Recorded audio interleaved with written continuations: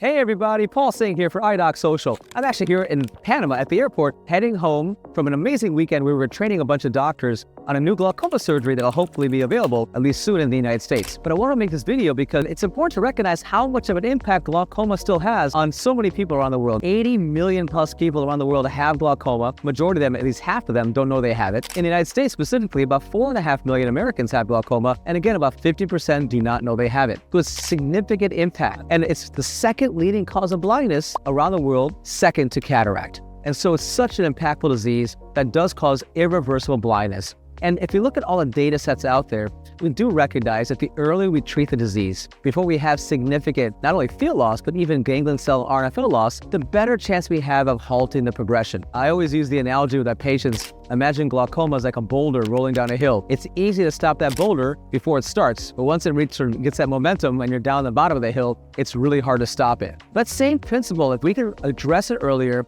intervene earlier, recognize compliance is a significant risk factor for patients not taking medications, but also progressing, you have a better chance of halting the progression. And I think it's also important to recognize that there are a lot of options, and not any one option may be enough to stop the glaucoma. We may have to use multiple options. And people ask me all the time, well, where do drops fit? Because I've been known to talk about how I want to get people off of medications, and I do. Whether it's SLT, drug delivery, MIGS, MIBs, lasers, you name it, traps, tubes, whatever it takes, get that pressure down and get them off the medication. But even with all those amazing surgeries, we still have to sometimes use drops. The key is not trying to pick drops versus surgery versus this. We use all of these different technologies at our disposal. The goal for me is telling a patient, this is a journey I'm with the patient. And my job along that journey is to keep our patients at the highest quality of life, at the same time being as aggressive as I can of getting that pressure down and protecting them from getting worse. And so it might require 1, 2, 3, 4, or even many other different surgeries along the pathway, along that journey.